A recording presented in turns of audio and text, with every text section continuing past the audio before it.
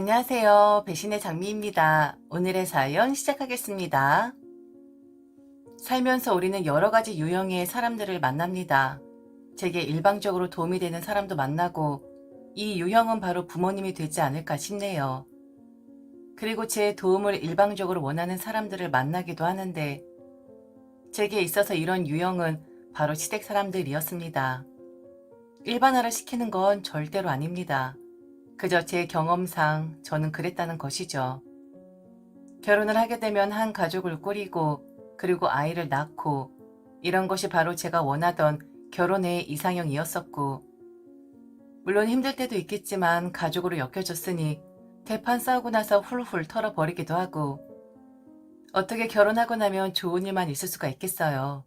싫은 일들, 내키지 않은 일도 해내야 하는 것이 바로 결혼이겠죠. 결혼한 지 지금 6년 차입니다. 아직 아이는 없어요. 결혼을 하자마자 아이를 간절히 원했었지만 사정이 생겨서 이세 계획을 좀 뒤로 미룬 경우입니다. 갑자기 사업적으로 터져버린 일들과 건강상의 문제가 생겼었거든요. 지금 제 나이가 42살입니다. 남들보다 좀 늦은 나이에 결혼을 하긴 했지만 늦은 만큼 다른 쪽으로 남들보다 앞선 것은 있었습니다. 바로 경제적인 부분이었었죠. 그렇다고 남편 먹여 살려야 할 정도로 우리 남편의 능력이 없는 건 절대로 아닙니다. 사업을 하는 저의 수입은 어쩌면 불규칙할 수 있지만 직장을 다니고 있는 우리 남편의 수입은 안정적이니 제게 남편의 수입은 보험이라고 여겨질 때가 많았었습니다. 어린 나이에 결혼을 한 것도 아니고 삶의 경험 사업하면서 나름 했다고 생각했었는데 시댁일은 좀 결이 다르더군요. 예측을 할 수 없는 곳이었고 수를 내다볼 수가 없는 곳이 바로 시댁 사람들의 일이었거든요. 그래도 그런 거 아시죠? 경제적으로 넉넉하다 보면 마음 씀씀이가 참 넉넉해집니다. 처음엔 시댁에 어처구니 없는 조건에도 저 마음 넉넉하게 좋게 썼었어요. 그리고 내 식구다라고 생각이 되니까 챙겨주고 싶기도 했고 내게 도움 청하는 그들 보면서 이들이 나를 가족으로 생각하니 저런 청도 하는 거겠지 라고 여겼었습니다. 시댁에 일 있으면 그 누구보다 걱정했었고 남편이 신경 쓰기 전에 얼른 제 손에서 해결을 하는 그런 민첩함도 보여줬었습니다. 앞서 이야기를 했지만 저희 친정 부모님들은 일방적으로 제게 도움을 주려고만 하시는 분들이에요.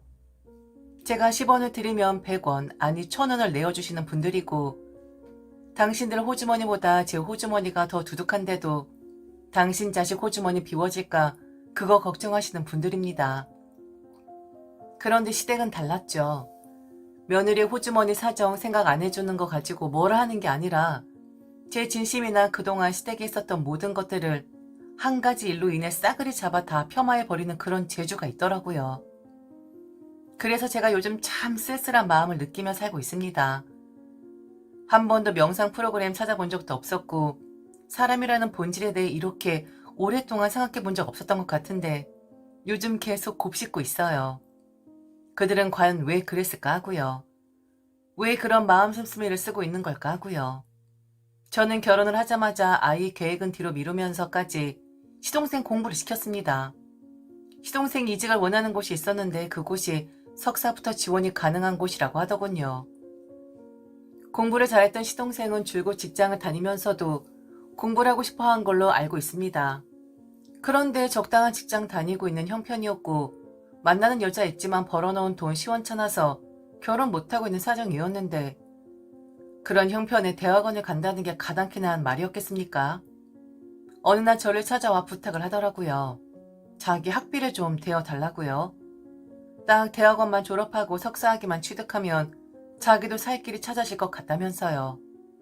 어려운 부탁이고 말도 안 되는 부탁이라는 거 알지만 한 번만 도와주면 절대 그 은혜 잊지 않겠다고 하는 겁니다.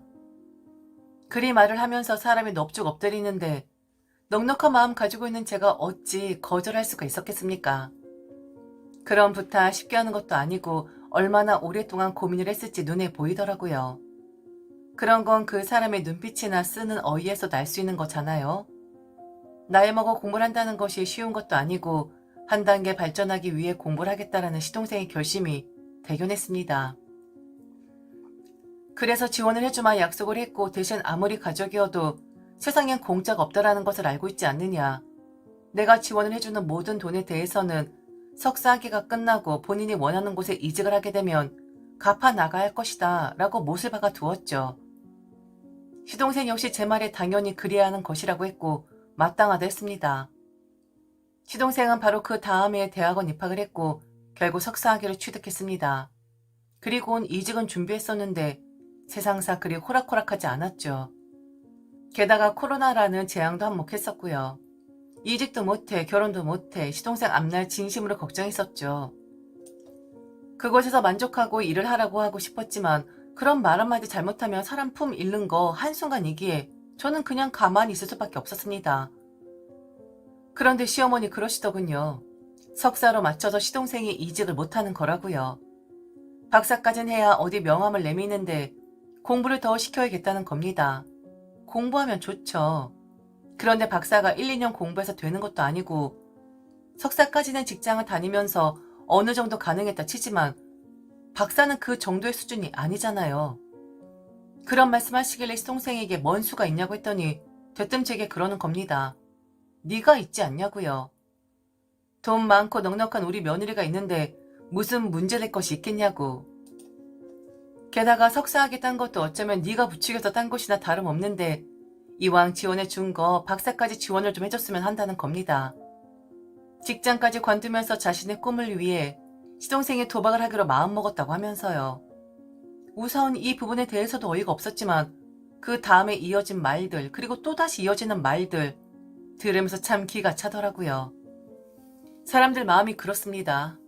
100번 잘하다가 한 번 잘못하면 죽이려면 만드는 거 그거 시간 문제입니다. 그간 잘해줬던 거 무슨 까마귀 고기라도 먹은 것 마냥 싸그리 다 잊어버립니다. 눈앞에서 내가 지금 이걸 원하는데 네가 안 들어준다고? 너 그동안 다 들어줬으면서 왜 갑자기 이래? 너 이거 안 들어주면 형수도 아니고 며느리도 아니야. 사람이 왜 이렇게 쪼잔해? 가족끼리 이럴 수가 있는 거야? 라고 눈에 쌍심지 켜고 달려드는 법이죠. 저도 몰랐었죠. 이렇게 예측 불가능하게 시대 요구사항 점점 거대해질 줄은요. 그리고 그들은 제 탓을 하더라고요. 만만한 게 며느리인지 아니면 며느리 탓하면 자기들 능력 없는 게 정당화가 되는 건지 모르겠지만 제가 석사까지 시켰고 제가 이직을 했으면 했고 제가 자신의 삶에 만족해하고는 시동생 부추겨서 헛꿈꾸게 만든 장본인이 되어 있더라고요. 그러니 끝맺음 또한 제가 해야 하는 것이고 시작점 또한 제가 마련을 해줘야 하는 거라 했습니다. 애초부터 끼어들지 않았으면 저를 의지하지 않았을 텐데 지금의 이런 상황은 다 제가 만든 거라고 어찌나 모렴치하게 말을 하던지. 저희 시어머니는 그냥 시어머니세요. 좋은 분도 아니고 나쁜 분도 아니고 제가 시어머니란 분을 딱 한 번 경험해봐서 다들 그런 건지 모르겠지만 며느리 아무리 잘나도 그건 한순간이라고 생각하는 분이고 며느리 호주머니에서 나오는 돈은 다 당신 아들 호주머니에서 나오는 것이라 생각하시는 분이고 그리고 우리 아들이 잘났으니까 저 같은 사람을 아내로 맞이할 수 있었던 거라고 말씀하시는 분이죠. 말씀드렸죠. 저 마음 넉넉한 사람이라고. 원래 자랑할 것이 없는 사람들일수록 저렇게 말로만 자신들의 상황을 높게 말한다는 것쯤 알고 있었으니까 우리 어머니가 참 자격지심이 있으신 양반이구나 라고 정도만 생각을 했었는데 알고 보니 이 사람들이 저를 완전 호구취급을 하고 있었더라고요. 호구된 지 한참 되었는데 저만 몰랐던 거였었고요. 박사 공부는 물론이고 그리고 시동생 나이 들어가니 지금 만나고 있는 여자 도망가기 전에 결혼시키고 그리고 그동안 모은 돈은 박사하면서 생활비로 써야 하니 저보고 결혼 자금까지만 도와주라고 하는 겁니다. 아이 낳지 않은 제가 저렇게 큰 사람을 자식으로 두나 봅니다. 시어머니가 원한 건 바로 저희 부모님이 제게 해주셨던 일방적으로 주기만 하는 그런 자식을 향한 사랑의 방식이었거든요. 어차피 시작한 거잖아. 우리 아들 너 아니었으면 석사 안 했어? 그런데 석사까지 하고 나니까 박사까지 하고 싶다고 하더라. 박사 아무나 하는 거 아니니까. 아마 그거 하고 나면 이직할 수 있지 않을까 싶다. 그리고 지금 만나고 있는 여자 마냥 기다리게 하는 것도 너무 못할 짓이니까 결혼은 한다고 하더라. 네가 통 크게 한번 쏴라. 결혼 자금은 조금만 도와주면 되고 집 한 채만 해줘. 사달라는 거 아니고 전세로라도 얻어주라는 거야. 그 정도는 할 수 있잖아. 능력 되잖아. 그럼 지 지금까지 번 돈으로 생활하면서 공부 빡시게 해본다고 하더라. 애 한번 제대로 키워보자. 어? 막무가내죠. 그런데 제법 이런 상황들이 많이 발생을 하더군요. 돈 잘 버는 며느리에게 지원을 원하고 그리고 지원을 원하는 데 있어서 너무 당연하게 생각하는 왜 이런 대우를 며느리들은 받아야 하는 걸까요? 참 이해를 할 수가 없습니다. 그리고 좋게 나오면 이성적으로 양심 있게 나오면 정말 얼마나 좋을까요? 왜 이렇게 막무가내로 나오는 걸까요? 시댁 사람들은 말이죠. 길게 말할 필요 뭐 있겠습니까? 거절하겠다 앞에서 똑같이 막무가내로 이야기하면 저도 똑같은 사람 되는 거 아니겠습니까? 어떻게 하는 것이 좋은 방법인지 알아보겠다고 말을 한 뒤 저는 시어머니 돌려보냈습니다. 그리고 여러 가지 안을 생각했죠. 우선 대화를 나누는 방법, 가족으로 엮인 사람들이니 대화를 해서 서로의 오해를 푸는 방법. 지금 제게 원하는 안이 너무 과한 것이다. 네 입장에선 나 지금 시댁에 호구 잡힌 건가? 라고 생각할 수밖에 없다. 그러니 대화로서 우리 해결점을 잘 찾아보자 라고 하는 거죠. 족가는 말입니다. 저는 바로 채권 추심 업체를 서치했어요. 성공시 수수료를 받는 업체다 보니 떼인 돈 얼마나 잘 받아주겠습니까? 석사 졸업만 시켜주면 다달이 돈 갚는다고 했었던 시동생, 그럴 김이 보이지 않았었고, 그리고 돈을 언제 갚는 거냐라는 말은 여러 번 하긴 했었습니다. 물론 차용증도 있었고요. 이것들이 가족이니까 그냥 어물쩡 대다가 물러날 줄 알았나 본데 저를 이렇게 만든 건 바로 시동생과 시어머니예요. 채권 추심 업체에서 연락이 가니 박사니 결혼이니 먼저 이야기하지 않았던 시동생 제게 전화를 하더군요. 자기 엄마 뒤에 숨어서 저 이용하려고 들었던 시어머니보다 더 나쁜 인간이라고 생각을 합니다. 왜 이런 곳에서 연락이 오냐 하길래 자업자득이다 했습니다. 그러기에 남의 돈을 썼으면 제깍제깍 갚아야지 왜 갚지도 않고 변제를 언제 하겠다라는 말도 없이 쌩을 까고 있는 거냐고. 그 일이 먼저 마무리된 후 그리고 나서 네 박사 질이나 결혼 질이나를 내게 거론했어야 한 거 아니냐고.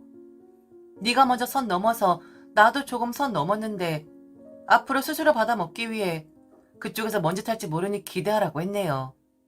시어머니 전화 오고 난리도 아니었지만 저는 문자로 이렇게 보냈습니다. 저도 모르게 자식을 낳았나 보네요. 부모들이 해줄 일을 다 큰 성인에게 해줘야 하는지 몰랐습니다. 제 돈 받기 전에 저는 끊을 생각 없으니 단단히 고삐 잡고 있으셔야 할 겁니다. 김땡땡씨 어머니. 그랬더니 돈이 어디 있냐고 애 버리도 시원치 않고 한데 너무하는 거 아니냐고 하길래 말은 오징어도 짜보면 물 나오더라고요. 제가 제대로 짜볼 테니 걱정 마세요. 라고 했습니다. 남편은 당연히 아무 말 못하죠. 용서해달라던지 그래도 가족인데 좀 봐주라던지 하는 말 절대로 못합니다. 그럼 자기가 이혼 당할 것이 뻔하니까요. 저는 멈출 생각이 없네요. 우선 제 돈 받고 나서 그 다음은 생각을 해보려고요. 가압류가 들어가든 통장 압류가 들어가든 남의 돈 쓰고 갚지 않았으면 그 정도는 각오하고 있었던 것일 테니까요. 그러니까 적당히 했으면 되는 거 아니었겠습니까? 꼭 이런 식으로 사람을 몰아야 하는 건지 참 한심하고 어리석은 사람들이라고 생각합니다. 지금까지 들어주셔서 진심으로 감사합니다. 이상 배신의 장미였습니다.